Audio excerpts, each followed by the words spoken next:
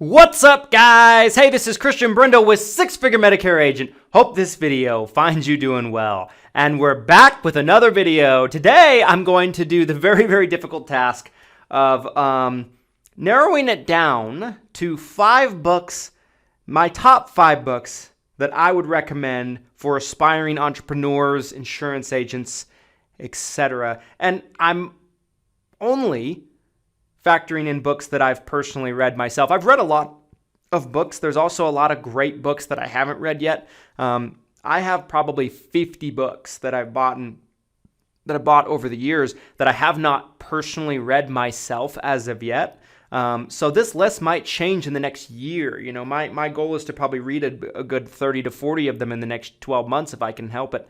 I'm really, really trying to get back on my reading grind. I've read a lot of books over the years too. And so I wanted to go through every book that I've personally ever read and give you my top 5 if I had to recommend it to someone that was just starting from scratch. Let's say they were a blank slate, right?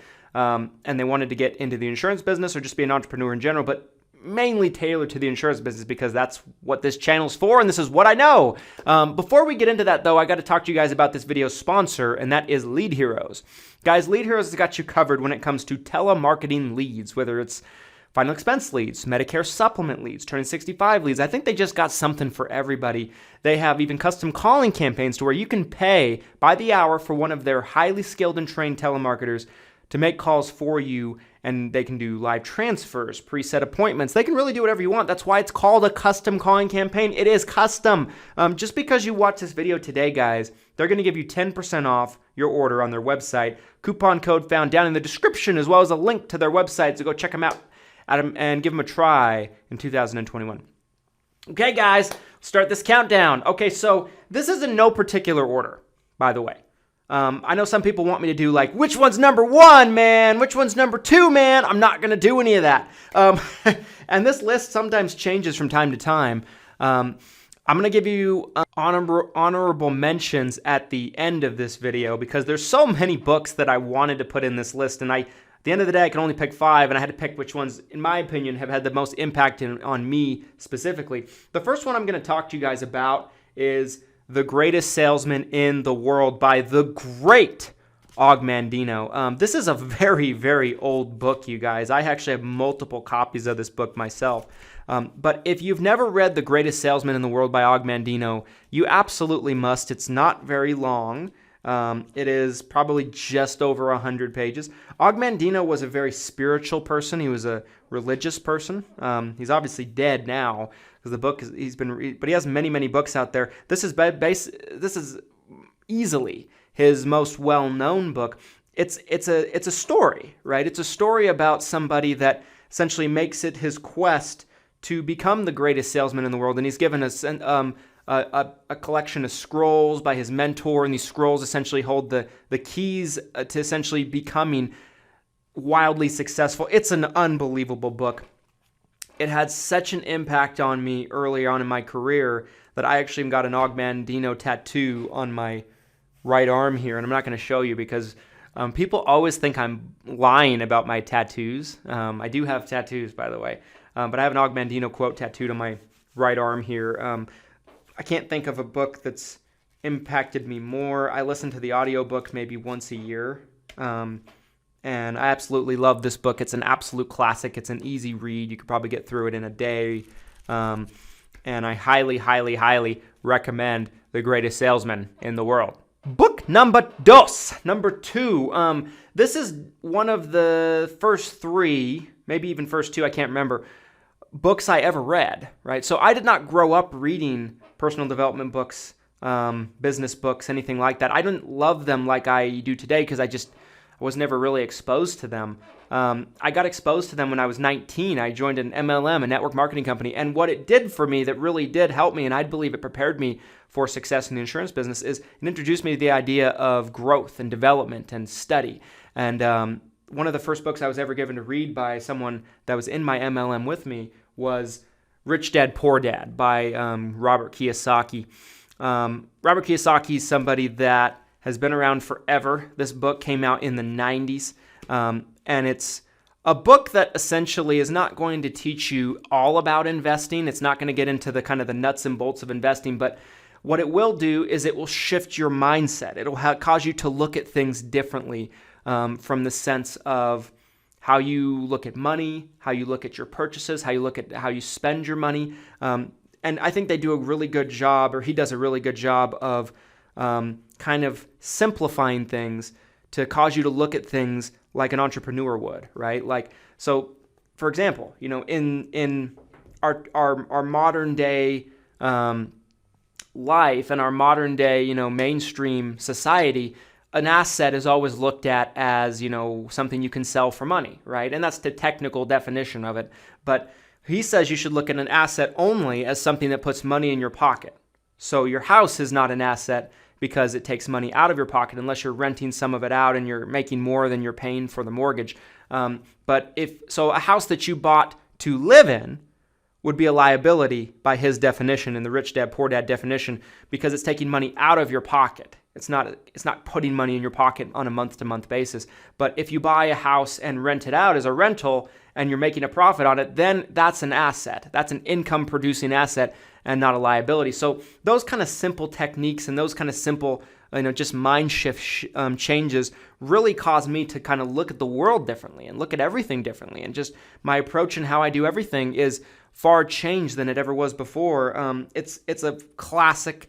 According to them, it's the #1 personal finance book bestseller of all time, and I probably would believe that. It's hugely influential, highly popular, and it's just a legendary book. And if you haven't read it, you're nuts. You have to read it. It's a fantastic book. It's the best Robert Kiyosaki book by far, in my opinion, because it's the introduction to them all. There's other books that he's written that kind of get into more nuts and bolts of investing and things like that, but this book should be read first and foremost. If you haven't read it, it's a great book. Book number 3, another simple book, another short book. Who Moved My Cheese? Who Moved My Cheese? Who Moved My Cheese, you guys, is written by Spencer Johnson. Spencer Johnson is a doctor, very, very smart guy. He's written multiple books. Another one a book that he's written that I've read is called The 1 Minute Manager, and I really enjoyed that as well. But this book is essentially another story. It's essentially a parable, if you will. It's about it's been a couple of years since I've actually read the book, but more or less from what I can remember on it, and it did have a big impact on me in terms of the lesson. But there's two individuals, and they're put in a maze, and when they're going through a maze looking for food, right, in survival, and they find cheese at the end of the maze. Well, they decide to make a living there. Like they build their homes there. They build everything there. They build their life around this cheese, and then eventually the cheese dries up. One of the individuals says, we should stay here and wait for more cheese. The other one's like, no, this is craziness. There's no more cheese. We need to go off and find more cheese. And one stays, one goes. The other one finds a much better situation, and we're to a place that has even more cheese than ever before. The other person stays there and just, I can't remember what happens to him specifically, but he just sits there and waits, nothing ever happens. It's all about being adaptable in life, in business, because especially in business, especially with technology that becomes available, trends, marketing tactics that might not always be the same. You have to be very quick on your feet and adaptable. You cannot be hard-headed when it comes to being successful. And that's what this book really teaches. It teaches that those that are adaptable, that are willing to change when their environment or situation changes, are the ones that come out ahead. And being flexible, right? And having that ability to make a pivot is so hugely impactful. When I read this book, it really did kind of push me into taking my business online and getting on the internet. That's what I took out of it. And it just, the way I look at things, I never try to be married to any one thing. If something stops working, I do not mind changing my approach. And this book really had a big impact in my life and my business. It's a very, very quick read. It's probably 100 pages, under 100 pages actually. It's a fantastic read, a classic as well. Definitely recommend it. Book number 4, controversial pick here, but if you're in the insurance business, you have to know sales.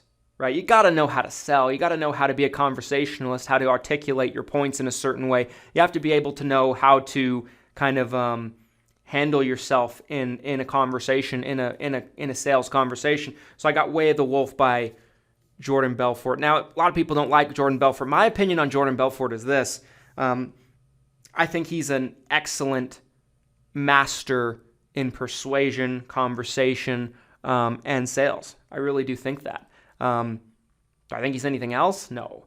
Do I think that he's a scam artist, a crook? Yeah. Do I think he's remorseful? No, absolutely not. Especially when you look at how little back he's paid to his victims, everything like that. So would I go to him for moral advice? No. But this is an unbelievable sales book. He teaches a straight line selling system, and it's by far the best sales book I've ever read. I've read Grant Cardone sales books, who I'm a big fan of. I have read Tom Hopkins sales books, Brian Tracy's sales books. None of them are quite as good as this book specifically. If you want to know about sales and being a master salesperson and kind of the techniques behind it, you want to learn about tonalities, right? Phone sales, all that stuff. This book is it. And I don't think there's much more to say about it than that. Last but not least, book number 5. I had to put a Grant Cardone book in here. I could not put a top 5 book list and not put a Grant Cardone book. There were so many books that I wanted to put in here of Grant Cardone. Like, I love Sell or Be Sold. I love If You're Not First, You're Last. I was this close to putting If You're Not First, You're Last in here, but I had to go with Be Obsessed or Be Average. I think it's probably the greatest mindset book of all time. I've never read a better mindset book than Be Obsessed or Be Average. I mean, look at the cover, right? He's sitting on his jet, just showboating, right? Like, just completely showing off.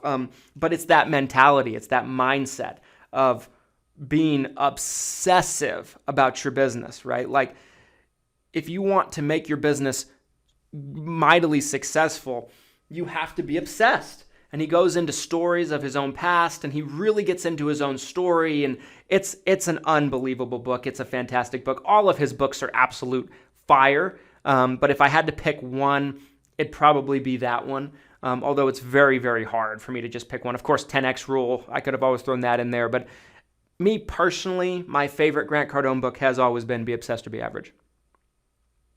Honorable mention, some books that I was kind of contemplating putting there that I just absolutely have a great affection for was, Think and Grow Rich by Napoleon Hill, How to Win Friends and Influence People, classic, The Richest Man in Babylon. There's so many books that I could have put in here, guys.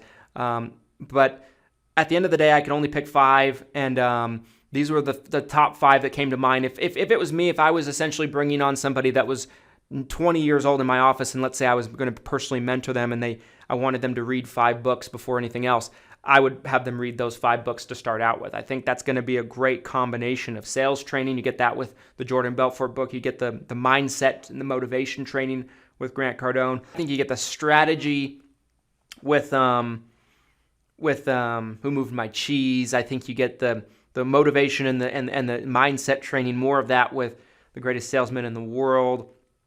And I think you get just the overall, viewpoint of the world of an entrepreneur from Rich Dad Poor Dad. I think that's a great place to start. Not that you should only read those 5 books and stop, but I think if you are looking for 5 books and you haven't read any of those, they should go to the very top of your list in terms of my personal opinion. What books do you guys like? What are your favorite books? Which ones did I miss? Are there any books that you feel like should have been on my list over another book? Let me know about it. Let's have a conversation. Comment it down in the comment section. If you liked this list, if you feel like more people should find this video, do me a favor, drop a like on the video. Make sure to hit the subscribe button, hit the notification bell so you're notified when we upload. And here's to your success and your abundance. Thanks for watching.